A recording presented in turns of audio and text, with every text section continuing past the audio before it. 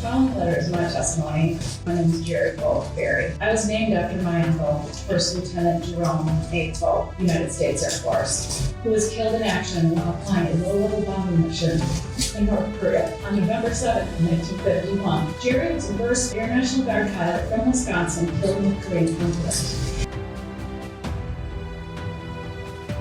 First Lieutenant Jerome Alois Volk entered military service in Milwaukee, Wisconsin on June 15, 1943. He began Air Cadet training 1 week later. Volk later joined the Wisconsin Air National Guard in 1949. Volk successfully completed his training, receiving his commission and promotion to second lieutenant on December 22, 1945. During the World War II campaign, Volk flew P-51 Mustangs, receiving the American Campaign Medal. Volk's service with the Wisconsin Air National Guard began on November 12, 1945. He was assigned to the 126th Fighter Squadron in Milwaukee. While serving as a fighter pilot, he attended Marquette University for 3.5 years, posthumously receiving his degree. Little did the young pilot realize he would receive a divine calling after his World War II service. The American government began working on an experimental project in 1943. Lockheed Martin's Skunk Works team, through the design leadership of Clarence Kelly Johnson, introduced the first jet fighter, the XP Shooting Star, during World War II. The P-80 Shooting Star came equipped with innovative nuances unheard of in areas like performance, wider wingspan specifications, and armament engineering. The maximum flight service ceiling reached 46,000 feet. Pilots flew at a cruise speed of 410 miles per hour with a maximum speed of 600 miles per hour. Jets carried 6 50 caliber M2 Browning machine guns, 2 1,000-pound bombs, along with 8 unguided rockets. The overall length was 34 feet 5 inches with a wingspan of 38 feet 9 inches. On June 25, 1950, America entered the Korean War conflict. The first jets would see combat service. Volk rejoined the Wisconsin Air National Guard, putting behind his P-51 legacy, joining the elite echelon of American jet warfighter pilots. The Korean War stretched pilots to their maximum abilities with sorties. By October 15, 1951, the 35th Fighter Bomber Squadron reported 3 of their pilots were listed as missing in action. During the month of October, the squadron flew 607 sorties. The contribution was greater than their best month in March 1951. On November 7, 1951, Volk would depart on his last flight, never to return. The squadron would lose one of their best. During pre-flight checks, Volk reported his drop tanks were not feeding. Despite the Korean cold air, Volk risked everything in defense of his nation. The squadron's November logs noted, nights were generally cold with temperatures ranging down to 19 degrees. Despite the cold, Volk and their squadron set another record, flying 689 sorties during the month of November. The November 7th sortie witnessed Volk crash after being shot down by enemy artillery fire and equipment failure. The 35th Fighter Bomber Squadron November monthly report shared the story of bravery and unwavering courage by Volk. The report stated, it is believed that Lieutenant Volk made the attack with both tip tanks full. The flight attacked with napalm cans. Lieutenant Volk dropped 1 tank of napalm on his first pass. He started a second pass to drop the other tank. After dropping the tank, his aircraft did several rolls, lost both tip tanks, and crashed into the ground. His aircraft burned but did not explode. Lieutenant Volk has been listed as MIA. On November 20th, 1951, the Department of the Air Force published a press release indicating that Volk was not listed on the Johnny Johnson list or list of prisoners in captivity, therefore declared him killed in action. The press release stated, First Lieutenant Volk probably attempted to pull up to gain altitude for an ejection, but an in-flight structural failure had already begun. 2 flight members reported that the tail assembly came off the aircraft while still in the air. This would be consistent with a massive engine failure, again, most likely due to the enemy ground fire, in which the turbine section disintegrated, cutting the aircraft in half. The report provided his crash site location, indicating he landed roughly 2 miles inland of the Imjin River and 1 mile from the present demilitarized zone. As of November 7, 2021, Volk is listed as dead but missing. Memorial Day 2022 marks his 70th year.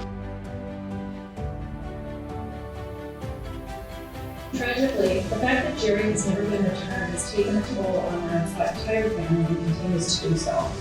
It is my hope that one day he can be brought home and laid to rest in the cemetery at Volk. Over the years, my dad and I attended many annual Department of Defense POW accounting agencies, or DPAA, briefings in Washington, D.C., and kept up with the efforts over the years we've made to bring MIAs home specifically from North Korea.